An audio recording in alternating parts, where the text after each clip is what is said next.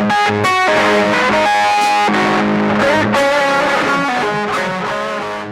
I guess you're gonna do it for sale by owner, which is, I'm assuming, why you're here. And I don't blame you for doing it. It can save you a lot of money, but it can also cause you some headaches and time commitment. My name is Anthony Anderson, a local realtor with Wykert Realtor Advantage Plus in Knoxville, but I'm local to the Oak Ridge area and surrounding counties. So here's what we're going to talk about today. We're going to talk about what a FSBO is, pros, cons, where to start, improvements and repairs that you should make, pricing your home, marketing your home, having open houses, negotiations with buyers, and we'll get into the closing and the documents and the post-sale considerations as well. So what is a for sale by owner? It's pretty self-explanatory. You're going to sell your home by yourself without a realtor. So you're going to do all the work that those overpaid realtors do for you.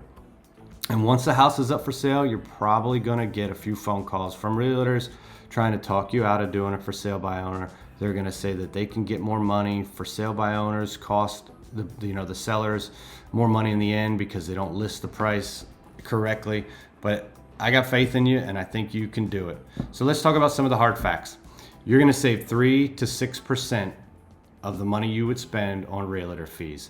That means for a $300,000 home, you're going to save anywhere from $9,000 to $18,000 by selling it yourself instead of hiring a realtor. However, don't think that it's easy work. It takes a ton of commitment on your part, and you're responsible for all the tasks that realtor would do for you. I would like to mention the National Association of Realtors recent settlement. Basically, it accused realtors of price fixing, and it just wanted to bring to light that all commissions are negotiable, which they always were anyway, but now we have different procedures in place to make sure that buyers and sellers are aware of that. So as you go through the process, just understand that all commissions are negotiable, even if it is a buyer's agent bringing a buyer to buy your home. So the benefits, obviously, selling without a realtor is going to save you money. It's going to give you greater control of your property, who you sell it to, when you sell it, what offer you take, all that good stuff. And really the benefits of listing with a realtor is going to be basically everything that we're going to talk about that you need to do, they're going to do for you. And you're going to have some challenges along the way. It's going to be time commitment, legal and regulatory considerations. You're going to have to do the showings, and you're going to have to make sure that the buyers are pre-qualified so you're not wasting your time showing properties to people that can't afford it. So where are we going to start? This is the most important thing. You're going to determine your home's market value. You can use different online tools such as Zillow, but I would recommend comparing local homes in your area to see what they sold for, because Zillow is just a lot of algorithms that they've never seen your house, so they're going to price it at what local houses have sold based off of algorithms. One other thing you can do, which I highly recommend, is get a professional appraiser to come out and tell you what your home's worth.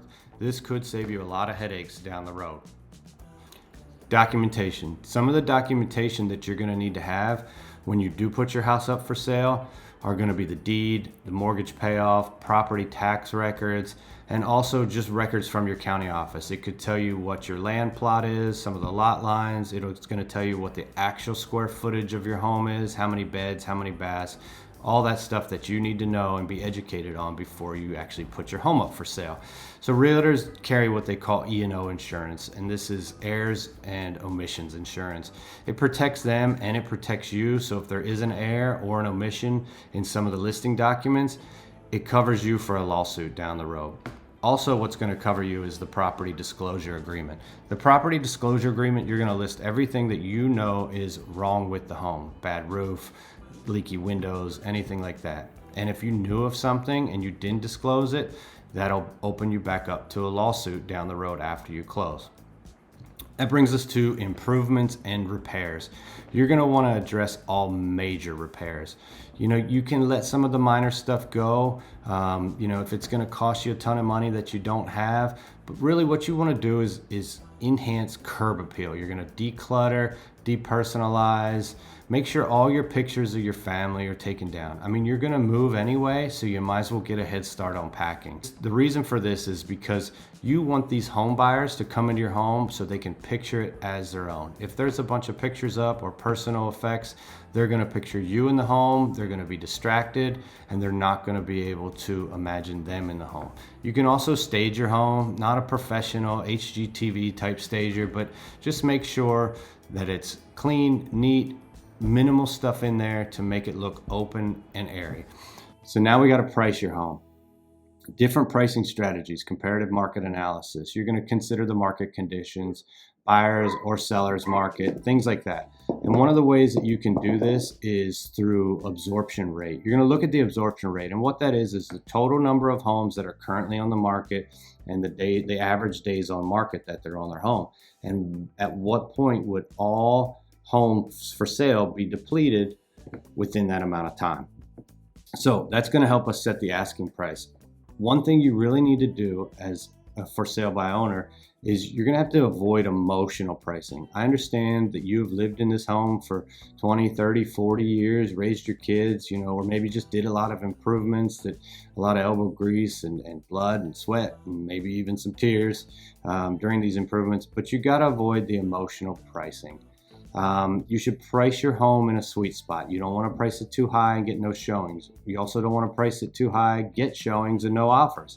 And you don't want to price it too low because you want to get the money that you deserve for that. Marketing your home. You have to get your property out there, whether it be social media, internet, a road sign, whatever the case may be. But you're going to want to create a detailed description of your property. How many baths, how many beds, how big the lot is. Those are the simple things. But then you need to ask yourself what you loved about the home, whether it be the back deck, the large master suite, anything that you and your family, really enjoyed about living in that home. You can also put on ChatGPT, a couple keywords and say, write a real estate listing, and it'll do it for you. But you're gonna wanna get high quality photos. There's also 3D tours. I would highly recommend this. It's gonna cost you about $500, but it's gonna allow the people out there looking for homes to view your home without actually coming to your house to inconvenience you just by looking around. Also, you're going to want to post on real estate websites, Zillow, there's a FSBO.com, there's also Craigslist. I don't know if people still use Craigslist, but hey, it's worth a shot and it's free. You can also boost your post on Zillow or Facebook. You can run ads. It all depends on how much money you want to spend. A lot of times, your realtor will do this for you. They'll boost properties within the MLS or their company websites, so that way it gets more exposure. As far as social media, you want to send it to your friends, have them share it.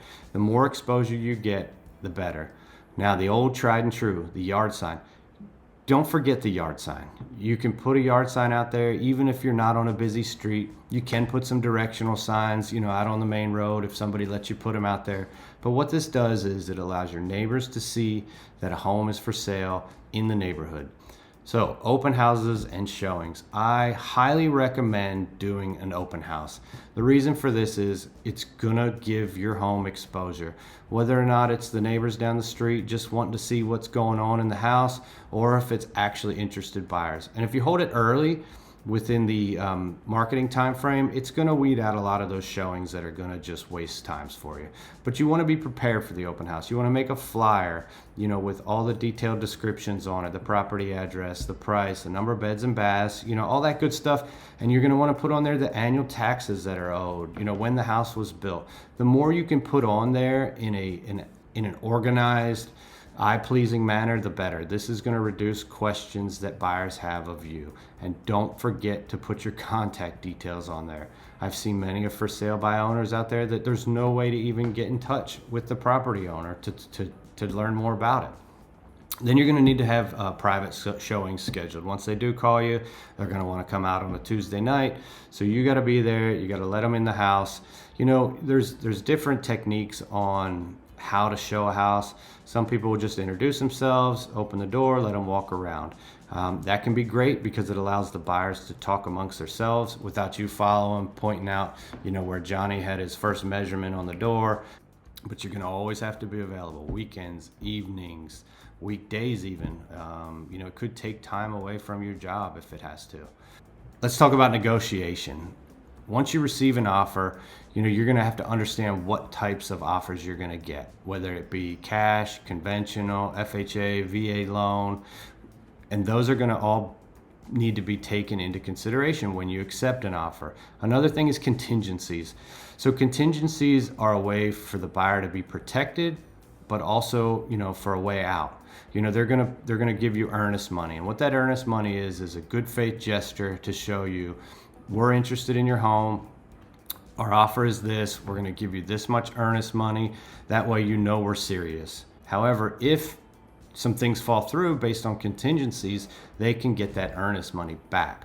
You're going to have a termite inspection from the buyers, a home inspection, and the home inspection, let's say something comes up like a roof or, you know, a faulty HVAC unit. They're going to probably ask for you to fix that before closing or come up with an agreement so that way they're not out $10,000 to fix some of those things. So these home inspections are a way for them to be protected as well. So you got to be aware of different contingencies, and trust me, there are some crazy ones out there that realtors will throw into an offer. But once you get that offer, it's time for you to make a counter offer. Be creative in your counter offers. You know, this is your time to shine. This is when you can negotiate with the buyers to get what you want. So let's talk about finalizing the deal.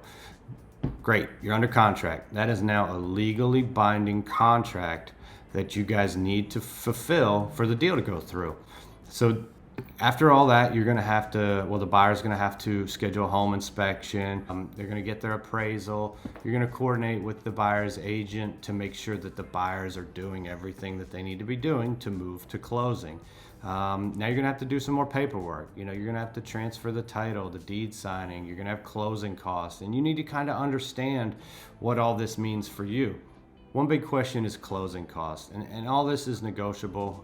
You know, what the sellers are responsible for in terms of closing costs, negotiating maybe some cost sharing, whether it be a repair or closing costs, but you got to be very careful about legal and regulatory considerations. Legal documentation, you got to make sure that you use all the appropriate forms that, you know, are in accordance with Tennessee state law if that's where you're selling a home. You got to do a purchase agreement or a sales contract, and you want to also do a seller's net sheet. So that way you make sure you're walking away with the money that you wanted to walk away with.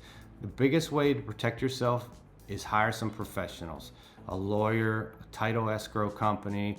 They're going to have all the state-specific forms to keep you within the law. Closed by that point, all the paperwork, all the documentation, all the showings, all the open houses, they're done. That brings me to my next point. I am here to help you. I can provide you some guidance here and there on certain things. You know, as a realtor local to Oak Ridge, you know, I cover Oak Ridge, Anderson County, Roane County, Knox County, Loudoun County. I like to stay west of Knoxville so that way I can have a better understanding of the market and what goes on out here. So you're welcome to call me, text me if you're anywhere, but I will tell you that I specialize in those areas, or if you need a local lawyer, title company, or a lender for maybe a new home you're gonna purchase, I can help you with any of that stuff as well.